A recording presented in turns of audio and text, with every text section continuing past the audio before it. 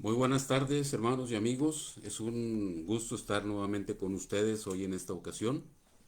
Agradecemos a nuestro Dios, a nuestro bendito Señor, al Señor Jesucristo, por ser tan bueno con cada uno de nosotros, por ser tan bueno al permitirnos tener vida todavía, al permitirnos tener nuestros alimentos, tener donde resguardarnos del calor, del frío. Agradecemos a Dios porque Él es bueno, todo lo que Él hace es bueno. A veces es doloroso para nosotros, pero es bueno a la larga. Quiero agradecer también a nuestro Dios que nos permite hoy en esta mañana compartir su hermosa y su bendita palabra. La palabra de Dios es buena. La palabra de Dios dice en el Salmo 19, la ley de Jehová es perfecta que convierte el alma. Gracias a Dios porque su palabra ha transformado a tanta gente, tantas personas, de las cuales no había esperanza de que hubiera un cambio en sus vidas.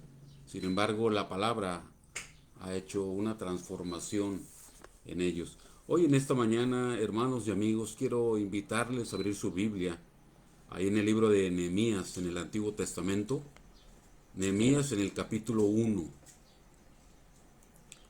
Este es uno de los libros que podemos decir más olvidados, que poco se predica, los predicadores, los pastores lo hemos descuidado bastante. Dice el libro de Nehemías capítulo 1. Palabras de Nehemías, hijo de Acalías. Aconteció en el mes de Quisleu, en el año 20, estando yo en Susa, capital del reino, que vino Anani, uno de mis hermanos, con algunos varones de Judá, y les pregunté por los judíos que habían escapado, que habían quedado de la cautividad, y por Jerusalén. Y me dijeron, el remanente, los que quedaron de la cautividad, allí en la provincia, está en gran mal y afrenta, y el muro de Jerusalén derribado, y sus puertas quemadas a fuego. Cuando oí estas palabras, me senté y lloré e hice duelo por algunos días, y ayuné y oré delante del Dios de los cielos. Hermanos y amigos, estamos viendo en este momento, en esta porción, una situación muy triste para este personaje mencionado aquí, Nehemías. Nehemías, su nombre significa Dios consuela o Dios es consuelo. Y él vivía en Susa, dice aquí la palabra de Dios, en Susa, capital del reino. Susa en aquel tiempo era la ciudad más importante del mundo. Susa era la capital del reino de los medos y de los persas. Entonces era el imperio que dominaba. No solamente era eso, sino que Nehemías era el copero del rey. Imagínense, Susa, la ciudad más importante del mundo en aquel tiempo, en el país que hoy llamamos Irak. Podríamos decir entonces que Nehemías vivía en Irak, el imperio más importante del mundo. Y no solamente eso, era copero del rey. El copero del rey era uno de los puestos, si no es que era el puesto más importante que una persona podía ocupar, puesto que antes que el rey probara los alimentos o cualquier bebida, primero la pedía o la bebía el copero o la probaba el copero para ver si no estaba envenenada. Así es que si tenía veneno, pues primero moría el copero. Entonces tenía que ser una persona de máxima confianza para el rey. Entonces, Nehemías era una persona importantísima en el mundo en aquel tiempo. Una persona de gran influencia. Una persona con mucho dinero, podríamos decir, con un sueldazo, como decimos hoy coloquialmente. Una persona que en sus manos estaba ayudar a la gente o aplastarla. Simplemente era decirle al rey, oye rey, mira, ayúdame con esto, y el rey accedía muchas veces. Sin embargo, él como judío nunca olvidó Jerusalén. Los judíos, estén donde estén, siempre son judíos. Hay judíos en nuestra época, judíos americanos, judíos rusos, judíos polacos, judíos checoslovacos o eslovenios o eslovacos, como ya se dividió la República de Checoslovaquia, o hay judíos ingleses, pero siempre son judíos, siempre. Entonces, Nehemías era un judío con toda la extensión de la palabra o en toda la extensión de la palabra. Es posible que no hubiera conocido inclusive Jerusalén. No se sabe, pero él como judío siempre pensaba y se preocupaba por Jerusalén y siempre oraba por Jerusalén. Ahí algunos de los salmos nos hablan al respecto. Por ejemplo, el Salmo 137 dice: junto a los ríos de Babilonia, ahí nos sentábamos y aún llorábamos acordándonos de Sión, entiéndase Sión, Israel. Sobre los sauces, en medio de ella, en medio de Babilonia, colgamos nuestras arpas. Y los que nos habían llevado cautivos nos pedían que cantásemos. Y los que nos habían desolado nos pedían alegría, diciendo: cantadnos algunos de los cánticos de Sión. Y luego hace una pregunta en el versículo 4. ¿Cómo cantaremos cántico de Jehová en tierra de extraños? Versículo 5 en el Salmo 137 dice: si me olvidare de ti, oh Jerusalén, pierda mi diestra su destreza, mi lengua se pegue a mi paladar, si de ti no me acordare, si no enalteciere a Jerusalén como preferente asunto de mi alegría. Los judíos siempre han pensado en Jerusalén. En el Salmo 122, versículo 6 dice: pedid por la paz de Jerusalén, sean prosperados los que te aman, sea la paz dentro de tus muros y el descanso dentro de tus palacios. Entonces Nehemías, como buen judío, siempre en su mente estaba Jerusalén, siempre se acordaba de Jerusalén, siempre oraba por Jerusalén. Y cuando supo de algunos hermanos de él, de raza judíos, habían regresado de Jerusalén, les pregunta: oigan, ¿cómo está la ciudad? Y le empiezan a decir: pues no, fíjate, la ciudad está en gran mal y afrenta, o sea, está mal la ciudad. Y aparte es una burla, se burlan de ella. Los muros están destruidos, las puertas quemadas a fuego. Y una ciudad en aquel tiempo, una ciudad sin muros, no era ciudad. No tenía el título de ciudad, era un pueblo, era una aldea, pero no la podían llamar ciudad. Y dice ahí Nehemías: cuando escuché esto, me senté y lloré e hice duelo por algunos días. Me senté, dice. Fue tan duro el golpe que las piernas se me doblaron y no pude sostenerme, me tuve que sentar. Me senté y lloré. Dicen que los hombres no deben llorar, es una frase muy mexicana. Dice: y lloré. Le impactó tanto, le dolió tanto que hasta lloró. Dice: y lloré y ayuné, hasta el hambre se le fue.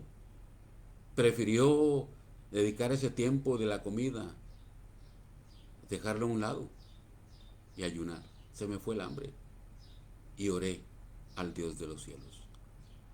Y luego hace una oración impactante. Usted puede leerla ahí en el capítulo 1. Y hoy, en esta tarde, quiero compartirle cómo es que Jerusalén quedó en la ruina. Y el tema hoy en esta tarde es cuando todo se derrumba. Cuando todo se derrumba. Jerusalén había sido la base de la monarquía hebrea, es decir, del reinado en Israel.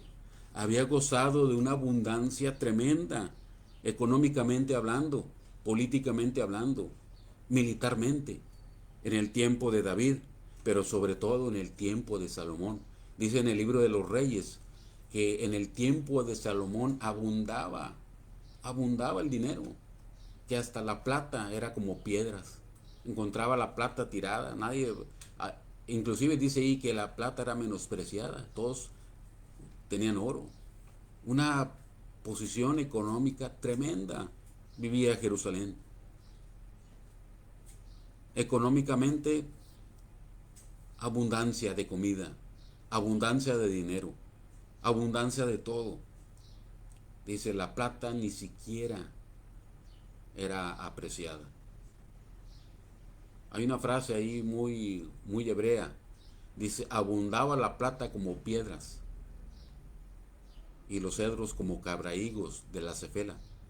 Y uno dice, ¿y eso qué significa?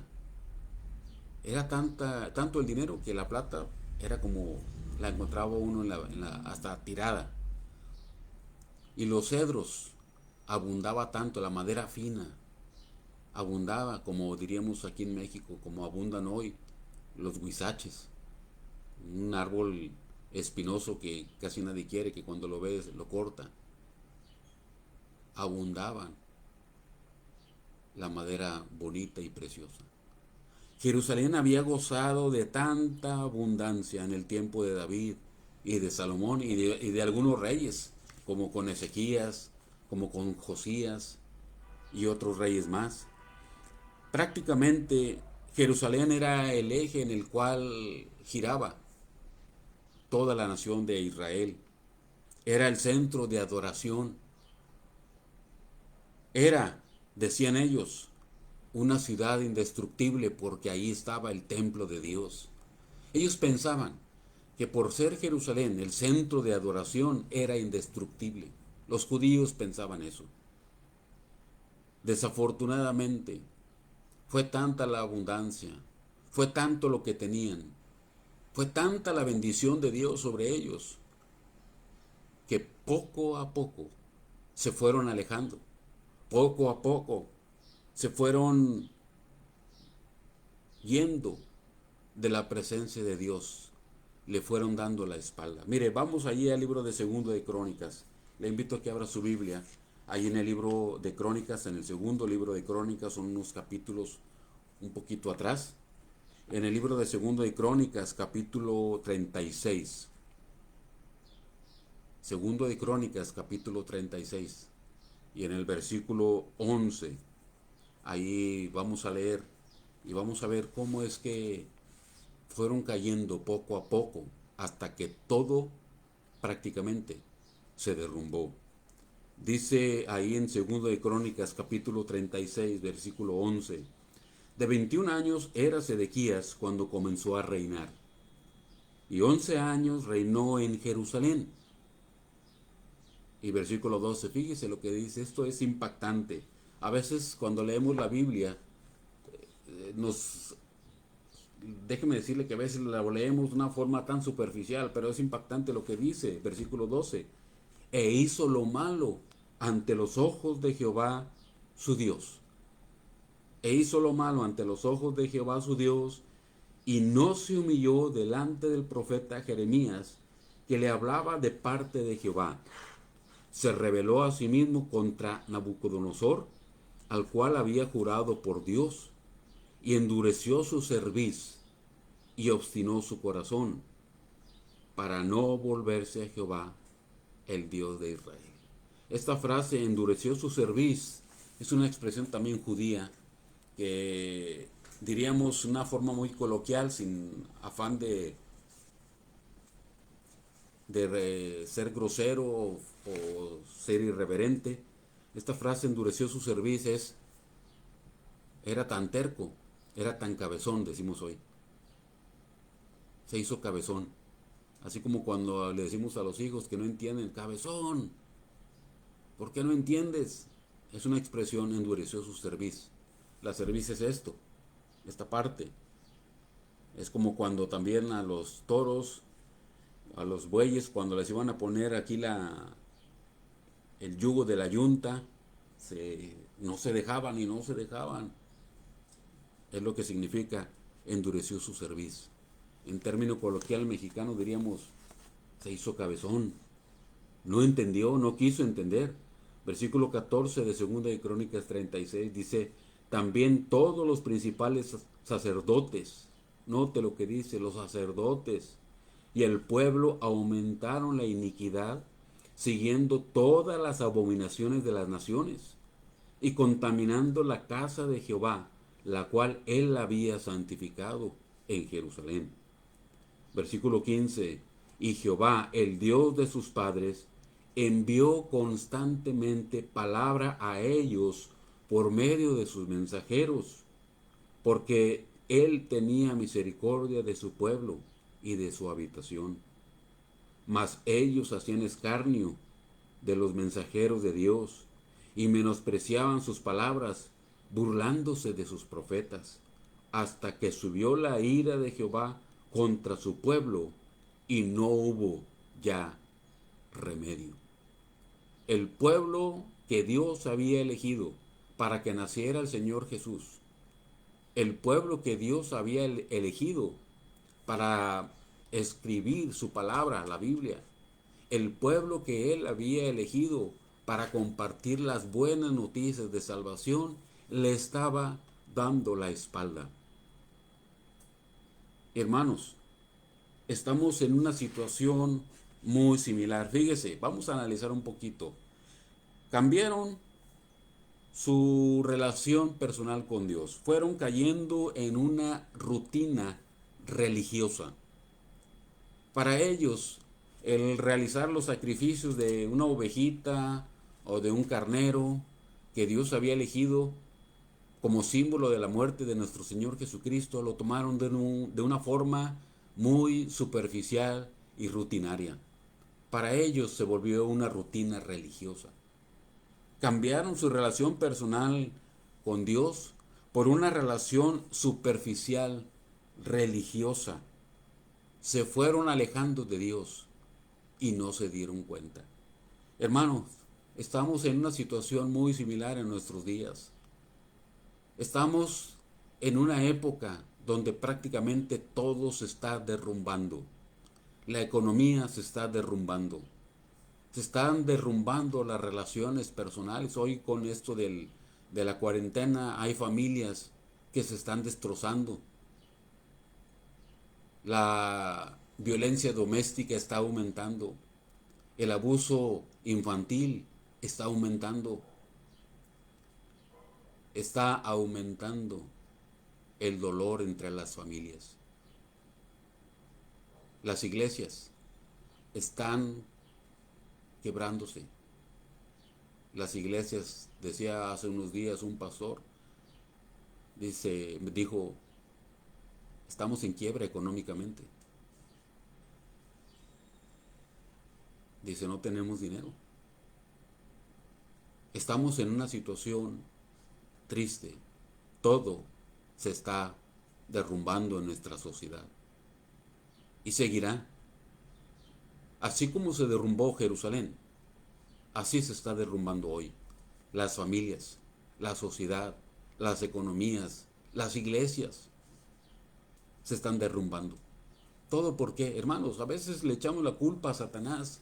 Es que Satanás hizo esto, es que Satanás y Satanás destrozó mi matrimonio, y Satanás destrozó mi ministerio, y Satanás destrozó nuestra iglesia. No, no es Satanás. Somos nosotros mismos. Nosotros destrozamos nuestra familia. Nosotros destrozamos nuestra iglesia. Los problemas en la iglesia no los ocasiona Satanás. Los ocasionamos los mismos miembros de las iglesias. Satanás, él simplemente nos da ahí, nos presenta todo, pero la decisión es de nosotros. Usted recuerda allá en el libro de Mateo capítulo 4, cuando Satanás tienta al Señor 3 veces. Y en una de ellas le puso en el pináculo del templo, en la parte más alta, y le dijo, échate abajo, que al cabo a sus ángeles mandará y te van a sostener para que tu pie no tropiece. El Señor le responde con la palabra. Pero déjeme decirle algo. Satanás lo llevó al pináculo del templo.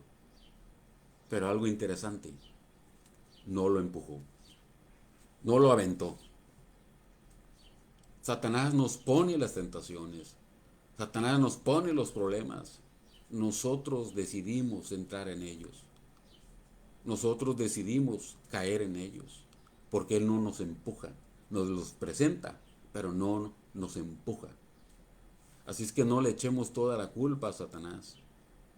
La sociedad se está derrumbando por culpa de las iglesias. Alguien dijo, los malos prosperan porque los buenos no hacen nada. Y es cierto, hermanos, la sociedad está mal en nuestros días porque las iglesias no estamos realizando nuestro trabajo. Porque los pastores no estamos haciendo lo que tenemos que hacer. Porque los miembros no están recibiendo la palabra como deberían y la están practicando. No le echemos la culpa a Satanás. Es nuestra culpa. Estamos viviendo una época en la cual los creyentes vivimos una rutina religiosa. Vamos a la iglesia por mera rutina. Leemos la Biblia por mera rutina cuando la leemos, porque nunca tenemos tiempo. Tenemos tiempo para las redes sociales, tenemos tiempo para poner ahí publicaciones, y hay unos que yo no sé si todo el día se la pasan, hasta pastores hay ahí, hay unos pastores que todo el día están poniendo fotografías de ellos y que en el gimnasio y que comiendo. Tenemos tiempo para todo, menos para la palabra. Una rutina religiosa. Estamos cambiando nuestra relación personal por algo con el Señor, por algo muy rutinario. El pueblo se fue alejando. No se daba cuenta. ¿Y sabe qué, hermano? Muchos ya le hemos dado la espalda a Dios y no nos hemos dado cuenta. Le fueron dando la espalda a Dios y fueron cayendo en idolatría, dice el Salmo, aquí perdón, en 2 de Crónica 36, que se contaminaron con las abominaciones de las naciones de alrededor. Se contaminaron. Empezaron a meter tradiciones paganas a sus celebraciones. Empezaron a meter tradiciones malas, como hoy nos ha sucedido. Iglesias que celebran Halloween, hermanos que visten a sus hijos para el Halloween, por ejemplo. Tradiciones paganas y hasta satánicas. Ya había ese tipo de tradiciones en aquel tiempo. En una idolatría terrible y espantosa. Un libertinaje atroz. Hoy estamos viviendo un libertinaje terrible, hermanos. Terrible. Y le digo aún a algunos pastores. Es triste, pero es la realidad. Fueron cayendo poco a poco, sin darse cuenta. Dios, dice aquí en 2 de Crónicas capítulo 36, con toda su misericordia, con todo su amor, aún viendo Dios que el pueblo estaba cayendo en una idolatría, que le estaban dando la espalda, Dios en su misericordia les mandó mensajeros, les mandó profetas, y en este caso, entiéndase, predicadores. Les mandó predicadores.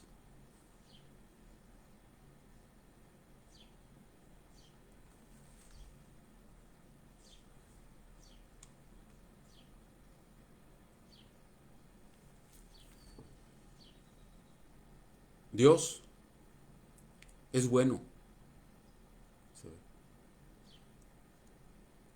Dios es bueno. Siempre ha mostrado su misericordia. Les manda predicadores.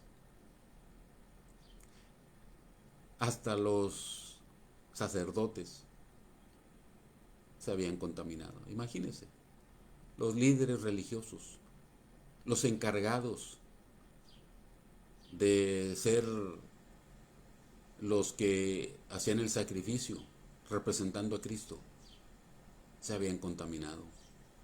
Muchos profetas les predicaban lo que ellos querían. Había profetas falsos también, como los hay hoy. Les envió Dios sus profetas, pero no les hicieron caso. A los profetas que les predicaron, arrepiéntanse. A los predicadores que les predicaban duro muchas veces, los tildaron de extremistas, los tildaron de fanáticos, los tildaron de ser extravagantes e irse al extremo, como hoy sucede lo mismo. Hoy hay tantos predicadores que le dicen a la gente lo que quieren escuchar y la gente va. La gente va al lugar que no, muchas veces no que les edifica, sino van a escuchar predicadores que les gusta cómo predican, dicen, pero que les predica lo que les gusta a ellos. Es decir, no les predican de arrepentimiento, no les predican de pecado, les predican de tú eres bueno y puedes salir adelante y cosas por el estilo de superación personal. Falsos profetas hubieron en aquel tiempo también. Dios les mandó sus predicadores, pero no les hicieron caso, hasta se burlaron de ellos. Y se me viene a la mente una ocasión, tuve la oportunidad por un familiar de mi esposa de ir a Las Vegas. Y anduvimos ahí, el familiar de mi esposa me llevó ahí en una de las avenidas de Las Vegas. Y estaba un predicador, lo vi, un predicador, hablándoles del arrepentimiento. Y yo pensé, bueno, la gente pasaba y se burlaba de él. Y le decían de cosas, le decían groserías, le decían ya cállate, estás loco, y cosas por el estilo.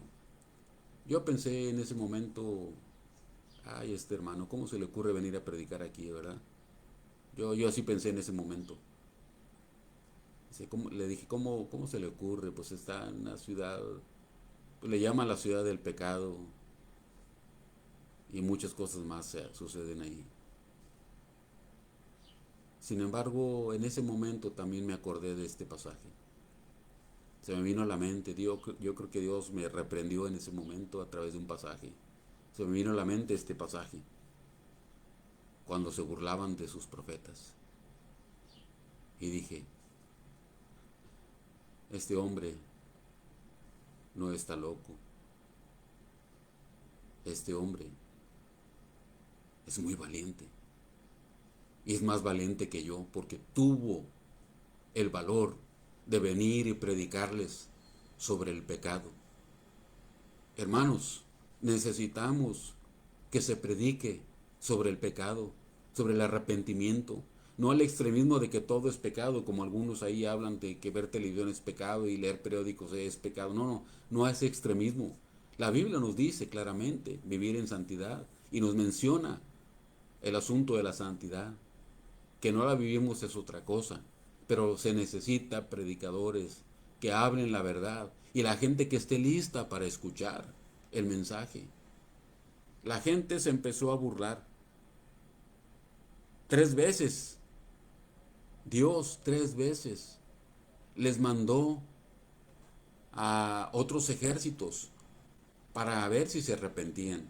Les mandó a los egipcios una invasión, con los de Babilonia 2 invasiones para llamarles la atención, pero no hicieron caso. La rebeldía siguió en aumento, siguió creciendo hasta que se vino la debacle, como dice aquí. Se vino una invasión, otra invasión de parte de Babilonia. Babilonia los invadió 3 veces. 2 veces fueron advertencia. La tercera fue la vencida. Los invadió, primero los rodeó, los asedió por mucho tiempo y luego entró a la ciudad y la destruyó. Y es triste, hermanos, lo que pasó. Usted puede leer ahí en el libro de las Lamentaciones todo lo que pasó. Se acabó el agua en ese tiempo cuando Babilonia los estuvo rodeando. Se acabó el agua. Hubo una sed tremenda.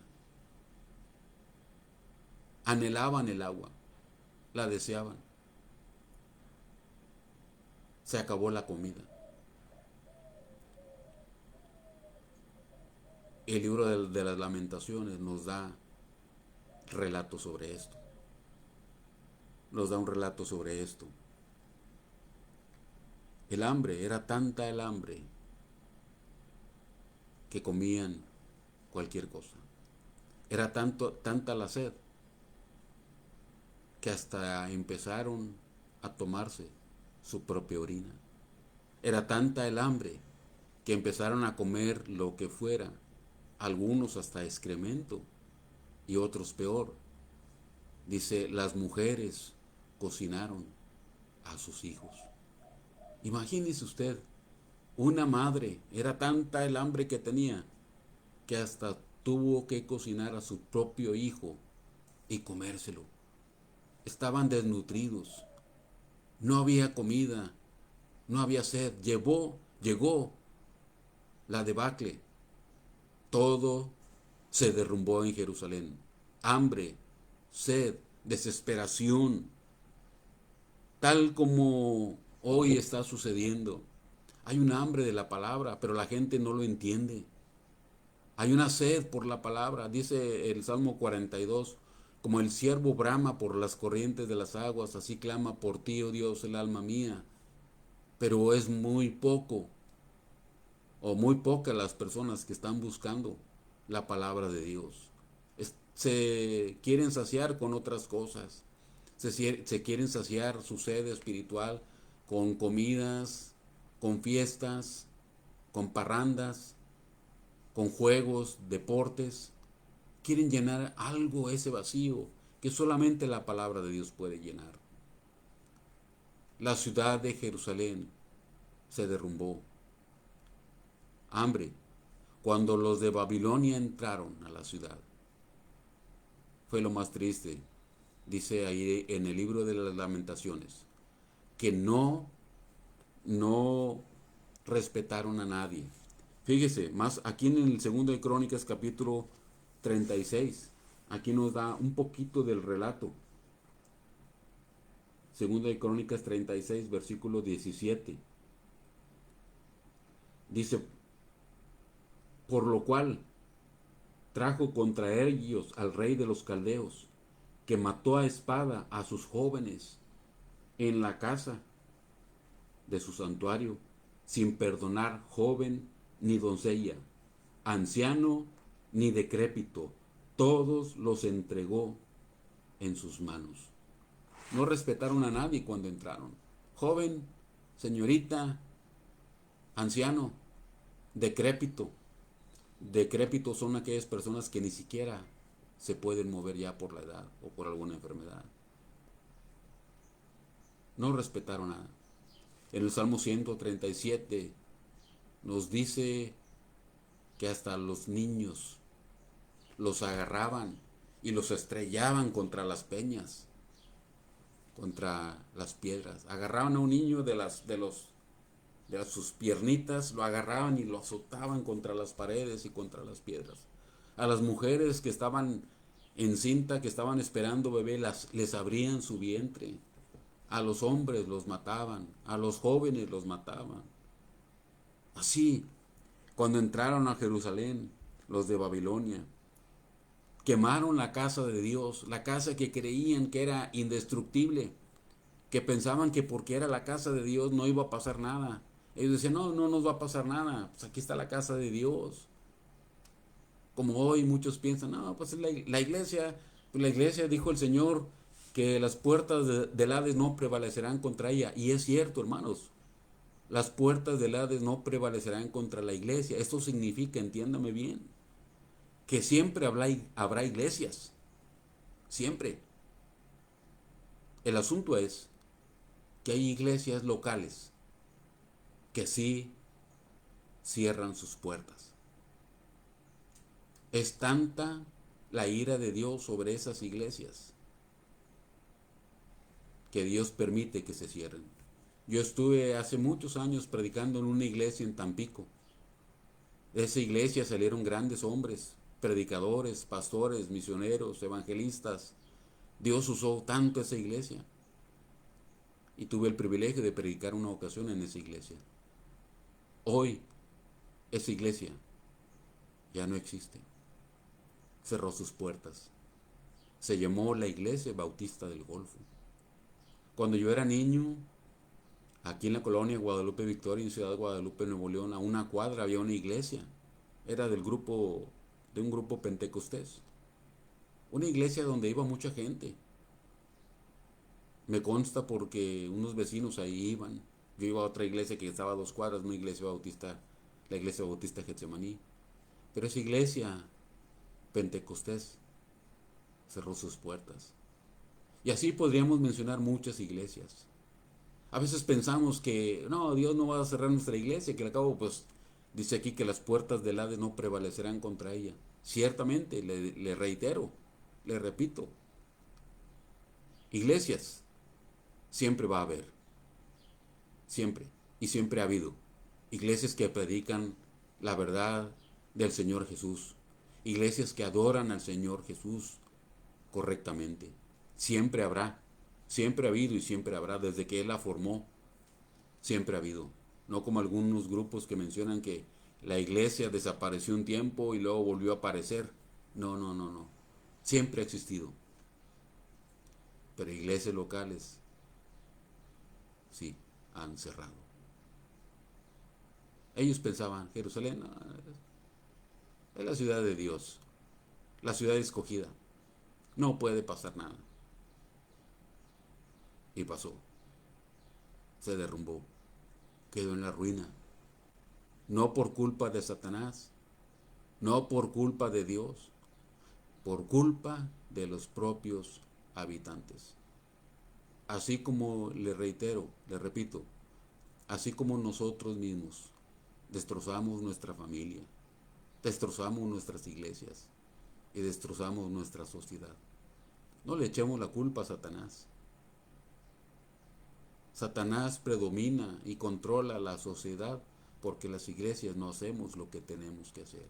Porque los cristianos le hemos dado la espalda a Dios.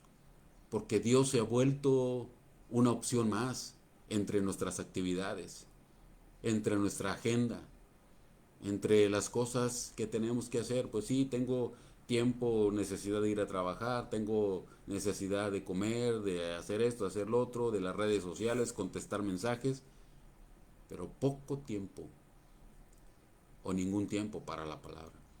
Fíjese, y yo le invito a que tome este reto.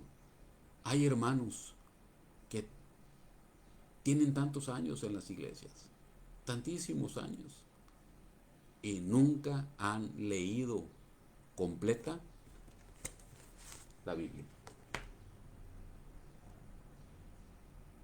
¿No cree que eso es vergonzoso? Dijera que tiene medio año, pues todavía. Pero hay hermanos que tienen 20, 10, 20, 30 años de ser cristianos. 40 años inclusive, o más. Y nunca han leído la Biblia completa. Es más, no se sabe ni los libros, el orden de los libros de la Biblia. Imagínense, va a llegar al cielo, cuando llegue al cielo y se va a encontrar a una persona que se llama Sofonías y le va a saludar ¿y tú cómo te llamas, Sofonías? ¿Y qué hiciste en la tierra? Usted le va a preguntar, no, pues es que no me leíste, yo escribí un libro de la Biblia. Imagínense. Va a encontrar allá un personaje llamado Abdías. ¿Y tú qué? ¿Qué hiciste? Pues escribí un libro. Habacuc escribió un libro. De Jonás, pues sí. Oye, Jonás, ¿cómo estuvo esto de la ballena o del gran pez? Pues no leíste mi libro. Pues no, eso me dieron una predicación o una enseñanza, pero hasta ahí. Imagínense. Tenemos tiempo para todo, pero menos para la palabra. Por eso nuestra sociedad se está derrumbando. La culpa la tenemos las iglesias. Y hoy se habla mucho acerca de que el nuevo orden mundial y cosas por el estilo. Y la culpa la tienen los políticos y la culpa la tienen los ricos porque quieren introducirnos esto y lo otro. No, hermano, no, no, no, no, no, no. La culpa la tenemos las iglesias. Nosotros somos la sal de la tierra, dijo el Señor Jesús. Somos los que le damos el sabor a la vida en esta tierra. Somos la sal, somos la luz. Por eso el mundo está en tinieblas, porque las iglesias no brillamos como deberíamos. Las iglesias no estamos haciendo el impacto que deberíamos en nuestra sociedad. Las iglesias son conocidas cuando hay un escándalo, cuando alguien de la iglesia hace algo malo. Ahí sí sale todo a relucir. Mientras las iglesias mediocres, una vida mediocre, todo se está derrumbando por nuestra culpa. Dios les mandó predicadores y no hicieron caso. Tal como hoy sucede, nos predican y salimos, ya se nos olvidó lo que nos predicaron. No prestamos atención, estamos ahí a ver a qué horas va a terminar el predicador porque ya me tengo que ir. Ya me tengo que ir. Ya es tarde, ya se tardó. Ya me quiero ir. Hay iglesias donde los predicadores tienen que predicar nada más 20 minutos porque ya se acabó el tiempo. Tenemos, le digo, tiempo para ver una película de 2 horas, pero una predicación de 15 a 20 minutos. Y ya, se acabó, ya no tengo tiempo. Hermanos, amigo, esta sociedad se está derrumbando por nuestra culpa. No le echemos la culpa a los políticos. No le echemos la culpa a los que quieren o se menciona ese asunto del nuevo orden mundial. No les echemos la culpa a ellos. Es nuestra culpa. Todo se está derrumbando porque le estamos dando la espalda a Dios. Fíjese, hay creyentes que se saben el orden de todos los jugadores de su equipo, del deporte que sea. A los que les gusta el béisbol, saben el orden de bateo, saben el orden de las posiciones, quién está en primera base, segunda base, de memoria. Hay hermanos que se saben las posiciones de los basquetbolistas o del fútbol americano, de memoria se lo saben, o del fútbol soccer. Y que el portero se llama así, que el suplente se llama así. Nos sabemos todo eso. Nos aprendemos el nombre de los actores, de las actrices, de la farándula, de que fulanito salió en tal película, tal y tal y tal, hasta nos sabemos todo el orden de las películas que ha salido. Pero no nos sabemos ni un texto de la Biblia, o los textos que aprendimos, los que íbamos a escuela dominical, nada más esos, y ya, y algunos hasta ya se nos olvidaron. Ni siquiera conocemos el orden de los libros. Le pregunto, ¿no cree que este mundo se está derrumbando por nuestra culpa? ¿No lo cree? Nehemías escuchó, la ciudad está en gran mal y afrenta. El templo destruido, las puertas quemadas por el fuego. Me senté, dice Nehemías, y lloré e hice duelo por algunos días. Y oré al Dios de los cielos. ¿Qué tenemos que hacer para evitar este derrumbe? Ciertamente, hermanos, va a llegar un derrumbe en nuestra sociedad. Va a llegar. La Biblia nos está advirtiendo. Va a llegar. Pero podemos hacer que mientras estemos ahorita, nuestra sociedad se mantenga. Es tiempo de volver a Dios. ¿Qué tenía que hacer el pueblo para evitar esto? Escuchar a los predicadores. El profeta de aquel tiempo y los profetas no eran para predecir el futuro. El profeta, su labor central era predicar el arrepentimiento, que a veces hablaba sobre el futuro, sí, pero su labor principal era hacer volver al pueblo que obedeciera a Dios. No como hoy salen los dichosos profetas ahí que Dios me reveló tal cosa. Eso no lo crea, no es cierto.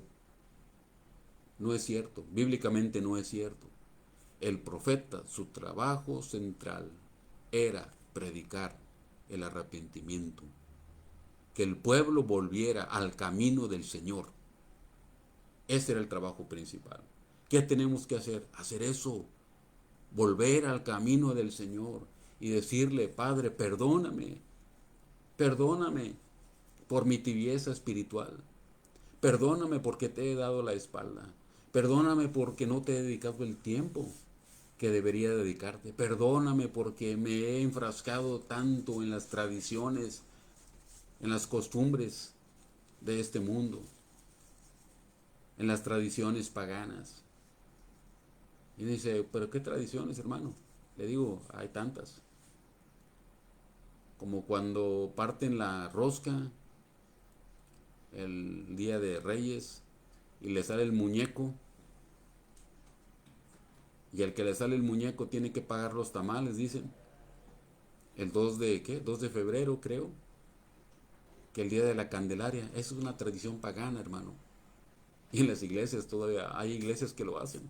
Hermanos que lo hacen. O las dichosas recetas de, o las dietas de Semana Santa, de Cuaresma, tradiciones paganas que practicamos. Hermano, hermana, ya es tiempo de decirle a nuestro Dios, perdónanos. Estoy arrepentido. La palabra arrepentido significa, no es que me duele, nada más. La palabra arrepentido significa, me duele porque te ofendí, pero tomo la decisión de no hacerlo otra vez. Eso es arrepentimiento. Es dar media vuelta a la vida que llevamos. Vamos en un rumbo que es equivocado, doy media vuelta y empiezo a caminar hacia Dios, hacia su obediencia a lo que Él me pide. Hermano, hermana, es tiempo de volver a Dios y evitar que nuestras familias se derrumben, evitar que nuestras iglesias se colapsen. Es tiempo de agradar a Dios. ¿Qué le parece si en este momento hacemos una oración y le decimos a nuestro Dios, Dios, perdónanos, te hemos ofendido. Dios, estoy en una rutina religiosa. Para mí ir a la iglesia se ha vuelto una mera rutina. Para mí ir a la iglesia se ha hecho una carga, porque puede ser, todos caemos, yo he caído en una situación como esa, yo le confieso. Se me ha vuelto a veces el asunto de predicar algo tan tedioso y tan aburrido. Lo he hecho, le confieso. Pero necesitamos venir al Señor, echarle esa carga, echarle nuestros pecados. Señor, perdónanos. Y quiero obedecerte. Quiero que transformes mi vida en una vida de obediencia. ¿Quiere usted decirle esto al Señor hoy en esta tarde? ¿Qué le parece si oramos? Cerramos nuestros ojos y vamos a orar. Señor, hoy en esta hora, vengo a ti en el nombre del Señor Jesús. No porque somos buenos, sino porque somos pecadores, Señor. Te hemos ofendido. Te hemos faltado al respeto. Hemos sido groseros contigo. Te hemos dado la espalda. Nos hemos vuelto insensibles a tus mensajes. nos hemos vuelto tediosos, una costumbre religiosa nada más. Perdónanos, Señor. Límpianos con la sangre preciosa de Cristo, como de un cordero sin mancha y sin contaminación. Límpianos, Señor, con la sangre de Cristo, que nos limpia de todo pecado. Perdónanos, Señor. Ten misericordia de nosotros. Nuestra sociedad, nuestras iglesias, nuestras familias se están derrumbando, Señor. Perdónanos. Dios, que nuestras iglesias puedan tener un avivamiento espiritual. Que esta pandemia, lejos de afectarnos, pueda beneficiarnos. Que la usemos, Señor, como un trampolín para llegar a más gente. Para adentrarnos más en tus aguas, en tu palabra. Gracias, Dios, por este tiempo. Gracias, Señor, porque eres bueno y tienes aún misericordia de nosotros. Gracias, Señor. En el nombre de Cristo. Amén. Hermanos, que Dios les bendiga. Si usted tiene algún comentario, algo en lo cual podamos servirle con toda confianza, puede mandarnos un mensaje. Estamos a sus órdenes y pues seguimos pidiéndole que nos ayude a orar. Pasado mañana me toca una sesión de quimioterapia y pues que Dios pueda darme la fortaleza para ello. Y este martes es quimioterapia, la siguiente semana, siguiente martes también es un refuerzo de la quimioterapia. El primer día todavía después de la quimioterapia me siento regular, pero a partir del jueves, viernes y sábado es cuando más arrecian los efectos de esta situación o de este medicamento, y que Dios pueda darme la fortaleza para seguir compartiendo. Ese es mi deseo principal, que Dios me siga dando la fortaleza para seguir compartiendo. Mi deseo es seguir siendo una bendición en medio de esta enfermedad que tengo, y agradezco a Dios, le doy gracias a Dios por esta enfermedad, porque Él me permite tener esta enfermedad. No sé la razón, pero yo sé que algo bueno va a salir. Dice 1 Tesalonicenses 5, orad sin cesar. Y luego dice, dad gracias en todo, porque esta es la voluntad de Dios para con vosotros en Cristo Jesús. Entonces, yo le doy gracias a Dios por mi enfermedad. Me ha enseñado tantas cosas, a valorar tantas cosas y a ser más agradecido con nuestro Dios. Así es que rogamos sus oraciones, hermanos. Y el medicamento, estoy tomando un medicamento para mis dolencias de los pies, mis dolores de pies, y a veces este medicamento es tan fuerte, me causa un impacto tan fuerte que a veces ando somnoliento, a veces me levanto y parezco como si anduviera ebrio, pierdo un poquito el equilibrio, y entonces les pido que oren por este medicamento, que no sea tan fuerte, porque tengo que tomarlo, si no es un dolor de pies insoportable. Entonces les pedimos de sus oraciones y que Dios pueda seguir supliendo nuestras necesidades. Él las ha suplido, gracias a Dios, gracias a Él. Cuando hemos tenido alguna necesidad, algo llega, Dios nos dice, mi hijo, aquí está. Mi esposa dice que ella es afortunada, es la... ¿Cómo dices, mi vida? Eres una hija de Dios muy consentida. Mi esposa dice que es una hija de Dios muy consentida. Y sí, lo creo, hermanos. Lo creo. Lo que me dice mi esposa, necesito esto, y llega. Y llega, a veces sin que lo pidamos. Todavía ni oramos a veces y ya llegó. Dios, y oramos y Dios nos los manda. Dios nos ha suplido muchas necesidades. Tenemos algunas otras, pero ahí va, poco a poco Dios nos va a suplir, y rogamos sus oraciones. Y hermanos, que son miembros de una iglesia, no dejen de darle al Señor lo que le corresponde.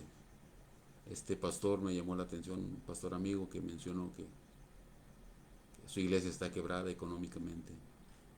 Es triste, ¿verdad?, esta situación. Entonces le invitamos a que siga participando con su iglesia también. Hermanos, que Dios les bendiga. Reitero, fue un privilegio para su servidor estar con ustedes compartiendo, y aquí estamos a sus órdenes. Dios les bendiga. Hasta luego.